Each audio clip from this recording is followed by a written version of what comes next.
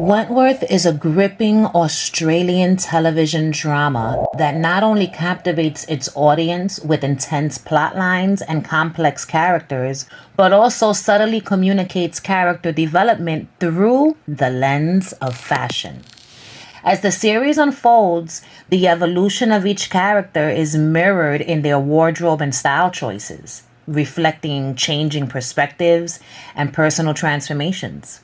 Each character's unique fashion choices contribute to the overall narrative, providing viewers with insights into their personalities, their struggles, and their triumphs within the complex and compelling world of Wentworth. In this video, I'll be discussing some of the characters on Wentworth whose fashion choices I think directly correlated with their character development. In the first season of Wentworth, we meet B. Smith, a prisoner who's on remand for the attempted murder of her abusive husband. As we all know, prisoners sent to Wentworth on remand are allowed to wear their own civilian clothes or one of the prison uniforms. They were given the choice. B. Smith chose to wear the uniform. The uniform she was given is about 2 sizes too big. The pants, t-shirt, and hoodie all fit her really loose and baggy. She looks like she's swimming in those pants, and the hoodie hangs off of her, making her look vulnerable, weak, and out of place, which I think was a way to represent the way she felt about herself as a newfound prisoner, lost and unsure of everything. And to her fellow inmates, her floppy hoodie sleeves and big ass pants would have been seen as a telltale sign of fear and weakness. But as the saying goes, never judge a book by its cover.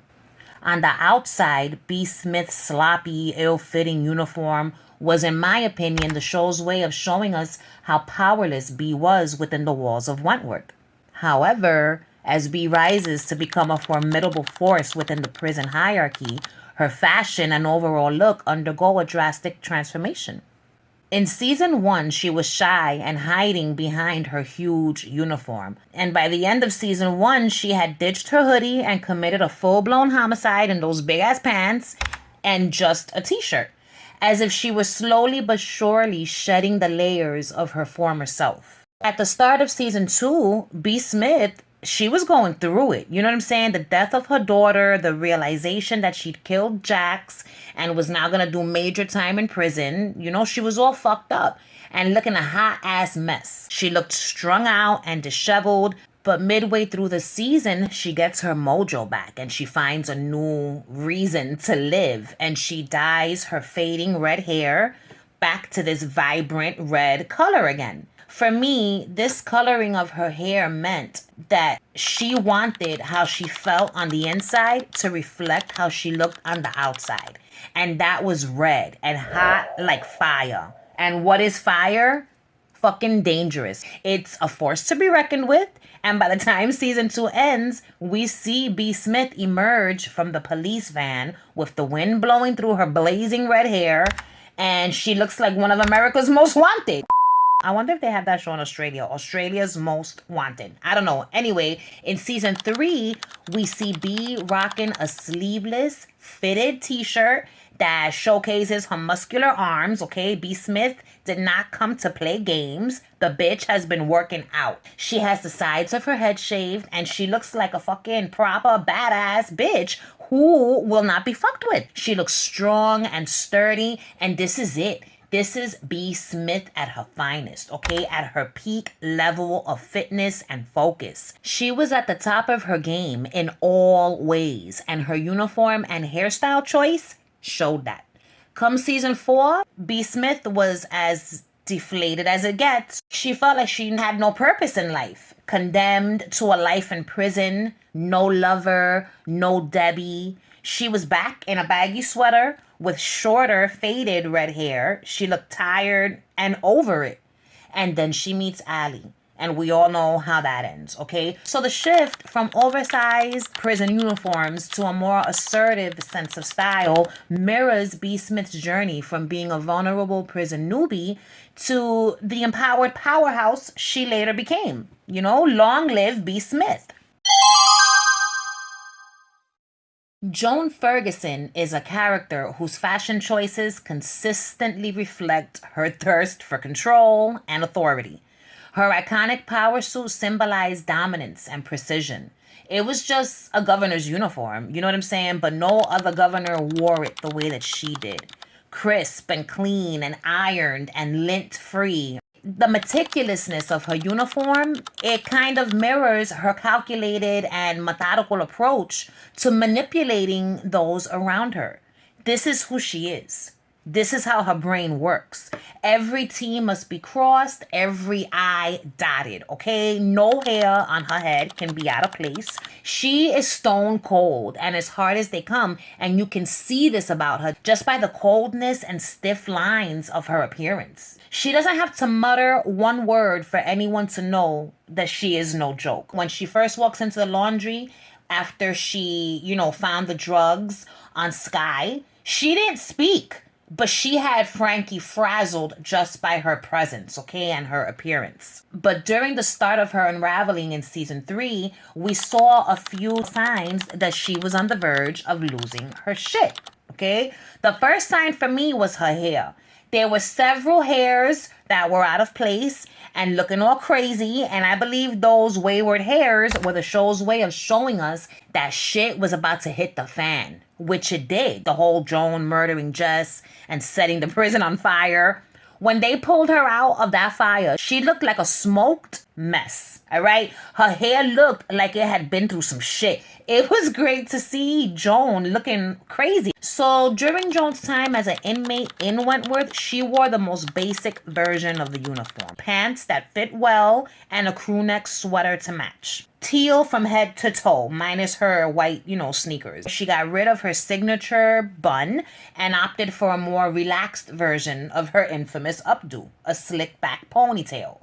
She still looked sharp, just a tad more softened. Although her eyebrows did look a lot darker and sharper to me while she was incarcerated, her eyebrows said what her governor's uniform did, which was, don't fuck with me, okay? After she's buried alive and rises from the dead, her attire is pretty lackluster, being that she had to dress to fit the part. That part being of a homeless person living in the shadows. She needed to blend in with those around her, and she did that really well. So while living under her new identity, Kath Maxwell, Joan's clothing was understated to say the least, and her once taut and tidy hair was replaced with loose flowing and graying hair, showing us all how much she changed as well as aged. By the show's end, Joan was back in a more structured version of the Wentworth prison uniform. This time, she wore a button-down tailored shirt. Her pants, once again, they fit well, and she just looked regular, normal. Even when Joan regained her memory, her fashion choices didn't change. This was Joan in her final form, no longer needing to be so cold and uptight in her appearance, comfortable in her own skin while still maintaining this air of authority. Joan is and always will be Wentworth's, most baddest, badass bitch. When we first meet Frankie Doyle, she's naked, okay? No clothes, no uniform, just butt-ass naked. Meeting Frankie in her birthday suit was fitting because it instantly gave us insight into her character. In just a few short minutes, we learned that she is confident, flirtatious, sassy, bold. We see that Frankie is clearly a rebel, and when we finally see her dressed, the way in which she chooses to wear her prison teals confirms everything I just said about her. She wears a tight white tank top, and you can always see her colorful bras peeking through the thin fabric, okay? Her bra straps were always on display. Her pants hung low on her waist, exposing her underwear just enough to be cute and not vulgar. Sometimes she even wore shorts with tube socks pulled all the way up. And I don't think any other main character on Wentworth wore shorts. Frankie's tattoos and her hairstyle also showed us her confidence. She was who she was, but more importantly, she knew who she was. Frankie's fashion choices align with her rebellious nature. The way she pranced around the prison wearing whatever she wanted, however she wanted, showed us that she had grown to be, kind of comfortable in prison. Yeah, I'm sure she wanted her freedom more than anything, but through her style, she found a little freedom. At least that's what I think. However, as the series progresses and her vulnerabilities are exposed, there is a noticeable shift in her wardrobe. When she was released from Wentworth, she went back to wearing her civilian clothes. She liked her leather jackets and fitted blazers, edgy accessories. She got another big ass tattoo. Freed Frankie was at her peak of confidence as well as on her way to becoming successful. And then she ends up back in prison. When she finds herself back in Wentworth after having been falsely accused of murder, her wardrobe choices are very different from the first time she was in prison. This time, she's completely covered up.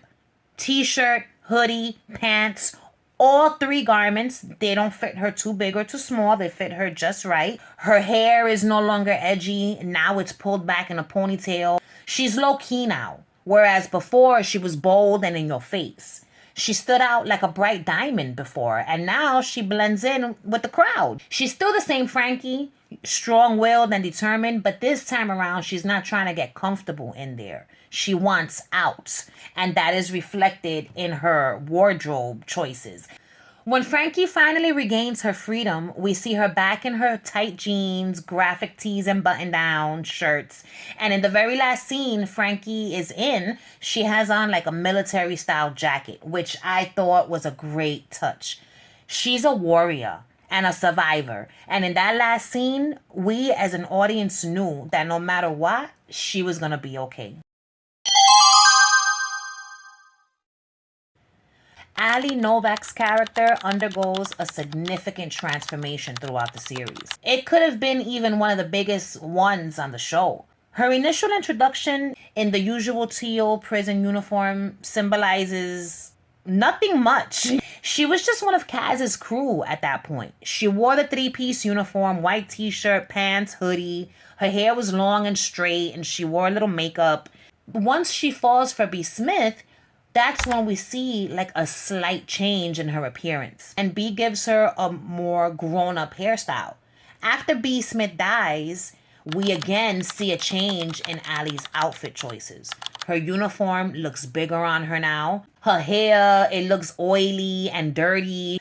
Once she gets over her grief and moves on with first Ruby and then later Mari Winter, we see her looking comfortable. She goes back and forth from white t-shirt and pants to like the teal t-shirt and pants. Her hair is usually in a ponytail. She doesn't wear any makeup anymore. She has a more like fragile and innocent appearance now than she did ever before. And then the siege happens and she kills a man.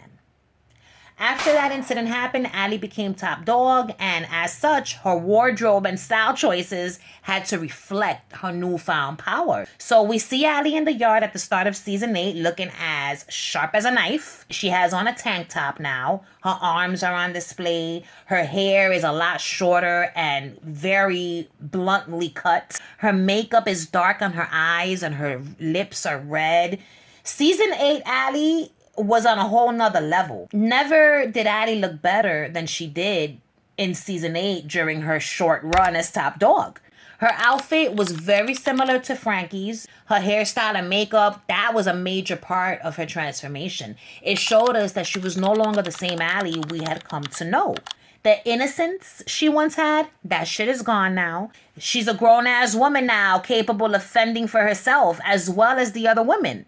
Now, does she want to change? I don't think so. But in Ali's situation, she had no choice but to change.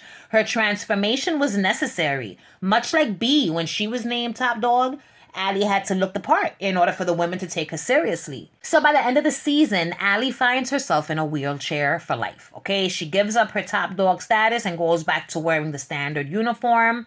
And this is it. She gave up on living the top dog life and accepted her new reality. Rita Connor's is characterized by her loyalty and her strength. As an undercover cop, her initial wardrobe aligns with the rugged and street-smart attire of an outsider. She's undercover as a biker babe, and so she has to look the part, right? When she ends up in Wentworth, she's on remand and she chooses to, wear her civilian clothes, which is part of the clothes that she wears being an undercover biker. Rita comes in wearing a whole hell of a lot of clothes, okay? Shorty had mad layers on. She had a t-shirt, a button-down long-sleeve shirt, a jean jacket on top of that, a fucking leather jacket, blue jeans, and leather boots. That's a lot of fucking clothes to have on at one time, but it was cool because it gave her options and we didn't always see her in the same thing. These multiple layers, I think, mirrored all the different sides to Rita's character. She could be soft, like the material that her t-shirt was made of, especially when it came to the way she was with her little sister Ruby. But she was also hard and tough, much like the leather jacket that she loved so much. Rita and her leather jacket went hand in hand. It was the one article of clothing she wore that symbolized who she was the most. Because Rita was rugged. Rita was like rough, you know what I'm saying? And she took no prisoners. In season 9, when Rita ends up back in Wentworth, we see her for the first time in teal. She chose to wear the uniform after feeling like there was no more fight left in her. That was one thing about Rita's character. She never backed down from a fight. Her choosing to wear the prison uniform showed us that she had given up. There was nothing left to fight for. She felt defeated and like there was no light at the end of the tunnel. And so she decided to conform and submit and wear the damn teal. Her signature curls, that was one thing about Rita that never changed. No matter what was going on, her hair remained the same. And for me, I think that was because deep inside, Rita was always just Rita. In the end, Rita Connor remembers who the fuck she is, and she gets rid of that damn teal uniform, grabs her leather jacket, puts it back on, and goes back to being the rough and tough, leather-clad, badass bitch that she was born to be. I love Rita. Sonia Stevens, a sophisticated and cunning character who uses her fashion choices as a tool for deception. Initially introduced as a glamorous businesswoman, Sonia's wardrobe reflected her desire for control and manipulation. No one would ever believe that such a put-together woman could be capable of murdering their own husband and best friend, right? The use of high-end fashion and elegant accessories were like a camouflage for her darker motives, because as we all know, she in fact was a cold-blooded killer. Sonia's wardrobe serves as a visual narrative of the deceptive layers within her character. Her hair and makeup were always on point. She never looked sloppy or messy, but as her true nature is revealed, there was a shift in her fashion. Once the truth about Sonia came out, she ends up back in prison and wearing the uniform. She chose to wear some fitted pants along with a teal button-down shirt, which she wore, with the collar neatly pressed. She looked prim and proper, even in her uniform. So, even in her Wentworth teals, the bitch was stylish and put together. At some point, Juice and the boys bash Sonia, and she ends up in a wheelchair and, all fucked up with a bunch of bruises on her face. During this time, she looks extremely different from her usual self. She's wearing dark sunglasses to hide her black eyes and her clothes. This was the most interesting part to me.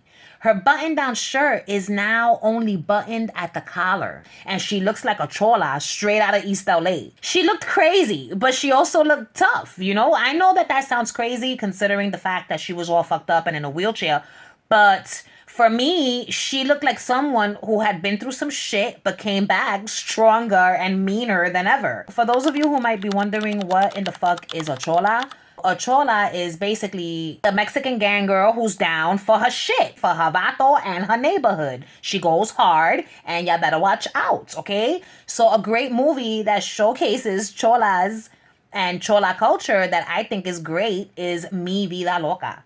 It's a 90s classic that never gets old. And of course, I cannot reference Mexican culture without mentioning my all-time favorite movie in the whole fucking world, Blood In, Blood Out. If you're intrigued about Mexican gang life, then you must watch Blood In, Blood Out, okay? Vatos Locos forever. If you know, you know. Okay, back to Sonia Stevens. Once she healed from her injuries, she went back to her regular button-down shirt wearing ways and eventually got thrown off of the prison's roof and ended up a bloody pulp on the ground. Sonia's wardrobe choices, for me, reflected her downfall. Literally, okay? She went from wearing expensive shit to being in a fucking uniform to getting thrown off a roof. Vera Bennett was introduced to us as a meek and shy prison guard. She wore her hair in a French twist and opted to wear a skirt instead of pants as part of her uniform.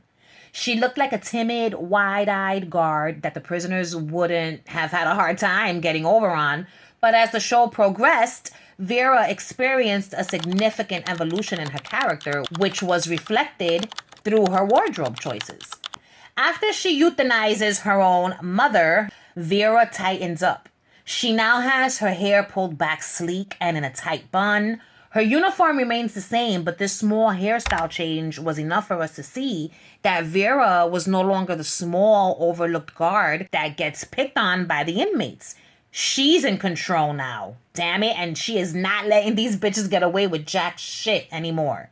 In season 3, we see Vera has finally become governor of Wentworth, and she changes her style once again. This time, she opts to wear the pants in the uniform. Choosing the pants over the skirt showed us that Vera was now in control. And this was it. This is who she is now, the pants-wearing governor of Wentworth Prison. Eventually, her style shifted into a more understated corporate look. And the inclusion of softer fabrics and a more casual attire showed us her growth as a person. She found her own style and was the most confident that she'd ever been. I think Vera's style choices were good as far as reflecting what she was going through at any given time on the show. So the bottom line is this. In Wentworth, fashion serves as a subtle yet powerful tool to convey the intricate development of characters. From Bee's journey to empowerment, to Joan's pursuit of control and Frankie's exploration of vulnerability, each character's fashion choices provided viewers with a visual narrative of their personal growth. The dynamic interplay between wardrobe and character development adds an additional layer of complexity to this already compelling drama, inviting audiences to explore the nuanced world that exists within the walls of Wentworth.